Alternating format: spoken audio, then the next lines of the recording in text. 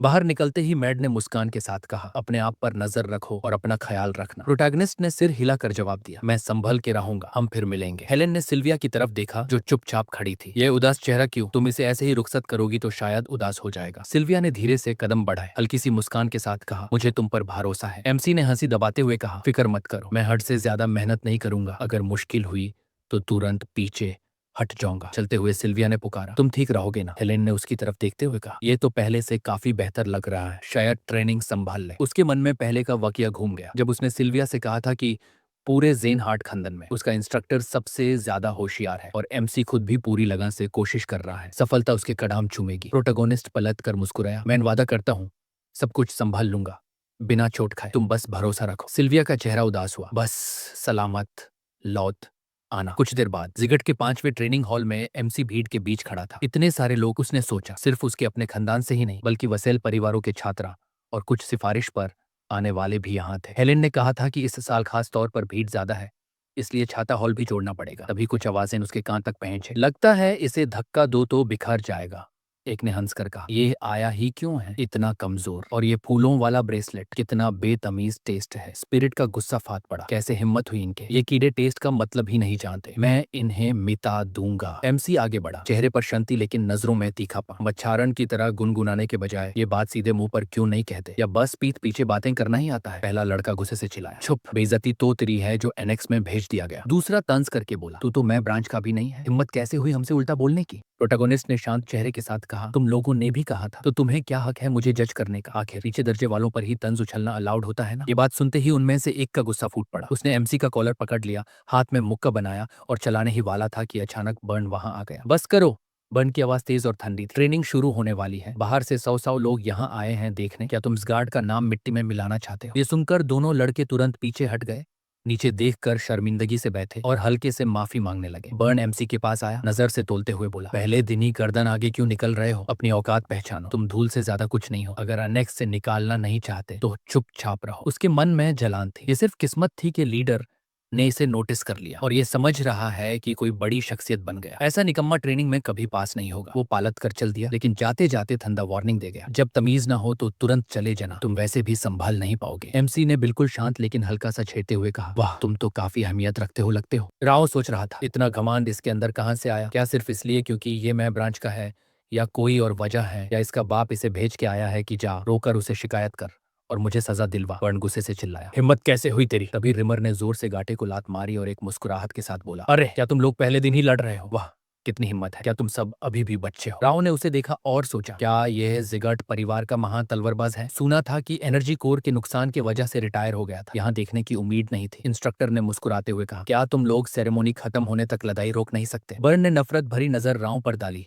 पीछे हटा और अपनी जगह लाइन में खड़ा हो गया। रिमर ने अपना परिचय दिया, मैं तुम सबका इंस्ट्रक्टर हूँ, ट्रेनिंग के दौरान तुम्हें मैं ही सिखाने वाला हूँ। अब मुझे बताया गया है कि यहाँ 160 रिक्रूट्स हैं, ये बहुत ज्यादा है, तो हम एक छोटा सा टेस्ट करेंगे ताकि एक्स्ट्रा लोग निकल जाएं। सिर्फ 1/4 लोग मेरे लिए काफी हैं। सब स्टूडेंट्स हैरान होकर बोले, सिर्फ 1/4? पर क्यों? इंस्ट्रक्टर ने समझाया, मुझे सिर्फ सबसे बेहतरीन चाहिए, मैं सिर्फ एलीट को ट्रेनिंग देता हूँ। राव का स्पिरिट गुस्से से चिल्लाया, कितना घमंडी है, सबको नीचा देख रहा है। राव ने उसे चुप करा दिया और ध्यान से सुनने लगा। रिमर कुर्सी पर बैठ गया और बोला, यहाँ मेरा शब्द ही कानून है, अगर किसी को प्रॉब्लम है तो हेड ऑफ द फैमिली के पास शिकायत कर लो। तो अब शुरू करें, क्या इंतजार है? भागना शुरू करो। मार्शल आर्ट्स की बुनियाद है शारीरिक शक्ति और मनोबल। दौड़ते रहो जब तक मैं रुकने को ना कहूँ। सब दौड़ने लगे। स्पिरिट ने नाराज होकर कहा, अगर दौड़ना ही है तो आगे निकल जाओ, पीछे क्यों हो? राव ने जवाब दिया, ये कोई कंपटीशन नहीं है, आगे बढ़ने का कोई फायदा नहीं। उसने सोचा कि इंस्ट्रक्टर सिर्फ आंखों से देख कर नहीं बल्कि स्टूडेंट्स का पोटेंशियल और टेम्परमेंट भी असेस करेगा। जो अंत तक टिकेगा वही जीतेगा, और वो किसी भी कीमत पर टिकने वाला था। तभी इंस्ट्रक्टर के असिस्टेंट्स ने देखा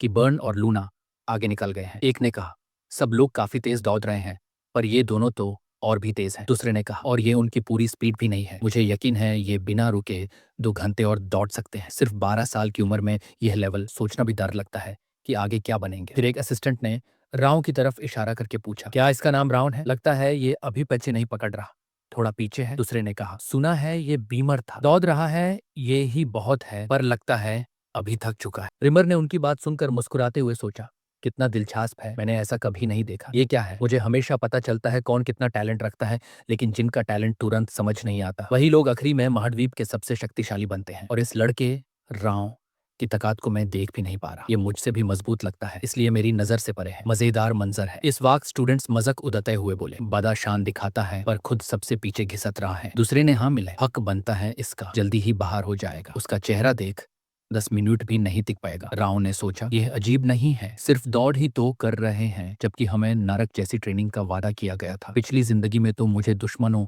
और जंगली जानवरों से जान बचा के भागना पड़ता था, और ये तो सिर्फ आम दौड़ है, ये तो बहुत आसान है। कुछ देर बाद रिमर ने उसे देखकर हैरानी से सोचा, ये क्या हो रहा है? ये अभी तक क्यों दौड़ रहा है? इसकी स्टेमिना तो कब का खत्म हो चुकी है।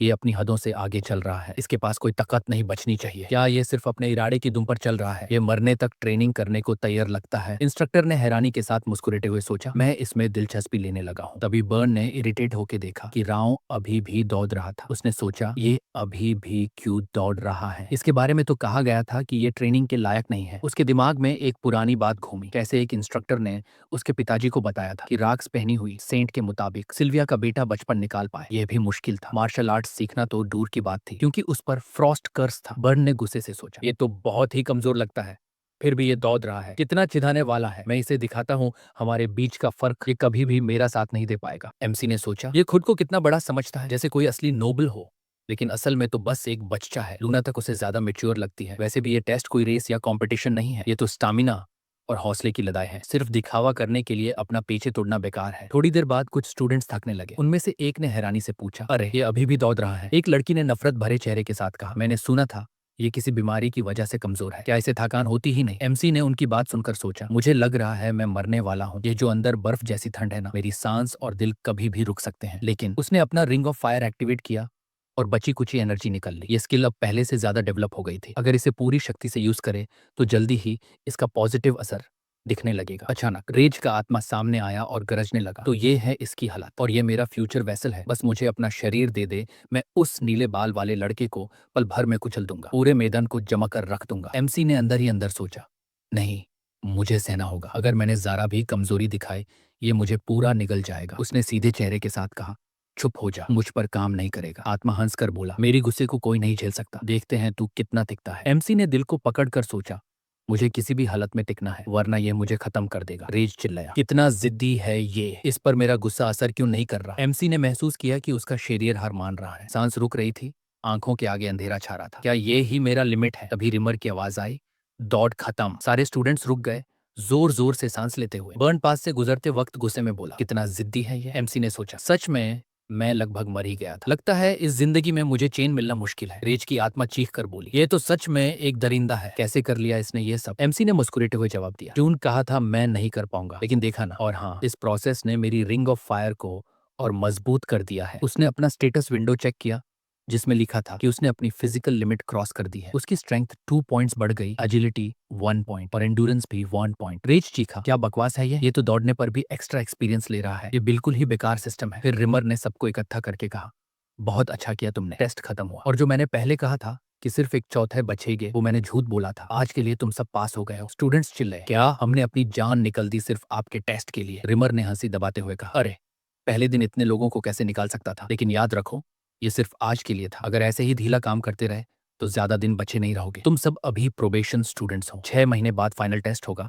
और उस दिन सिर्फ सबसे बेहतरीन स्टूडेंट्स ही बचेंगे, और वैसे भी रैंकिंग मैं खुद नहीं करूंगा। उसने कुछ देर बाद रिमर जंगल की तरफ निकला और उसने देखा कि ग्लेन उस जगह खड़ा है जहां वो आराम करने आया करता था। थोड़ा हैरान होकर बोला, अरे आप यहाँ, तो बताइए सब कैसा लग रहा है? ग्लेन ने उसकी तरफ मुस्कान के साथ देखा। रिमर खुद ही सोचने लगा, वैसे तो आप सब कुछ देख ही सकते हो, आपको तो जरूर नजर आया होगा कि बुर और लूना दोनों बहुत ही प्रतिभाशाली नई आमद है। बाकी बच्चों में भी फैमिली के लिए एक मजबूत सहारा बनने की क्षमता है। फिर उसने थोड़ा थंबा और सोचा, लेकिन रॉन, उसमें मुझे कुछ भी नजर नहीं आता। वो तो पक्का अभी तक थक कर गिर जाना चाहिए था, फिर भी वो कैसे दौड़ता रहा? पहली बार किसी को देखकर मुझे उसके अंदर बिल्कुल कुछ नजर नहीं आया। उसके कोर के टूटने के बाद जिंदगी इतनी बेरंग लग रही थी, लेकिन अब शायद बहुत कुछ बदलने वाला है। तभी ग्लेन पत्थर से नीचे उतरा और शांत स्वर में बोला, रिमर, मुझे खुद न्यूकमर्स का इंस्ट्रक्टर बनना चाहिए था। तुम अपने काम से भटको मत, ध्यान अपने फर्ज पर रखो। ग्लेन के जाने पर रिमर हल्का सा मुस्कुराया और बोला, जो भी हो, मुझे लगता है इस बार कुछ ऐसे स्टूडेंट्स आए हैं जिन पर मेरी सबसे ज्यादा नजर बनी रहेगी। ग्लेन रुककर बस इतना बोला, ये सिर्फ एक इत्तेफाक है, रियो कभी भी एक मार्शल आर्टिस्ट नहीं बन पाएगा। रिमर अब भी हंसी रोक कर बोला, कोइंसिडेंस नहीं, मुझे पता है, आप भी जानते हो कि ये बिल्कुल भी इत्तेफाक नहीं है। गाइस, असली मजा अभी शुरू हुआ है। सब्सक्राइब करो वरना कहानी का बेस्ट पार्ट मिस हो जाएगा। देखो, तुम वीडियो एंजॉय कर रहे हो, पर लाइक एंड सब्सक्राइब से चैनल ग्रो होता है। हेल्प कर दो यार।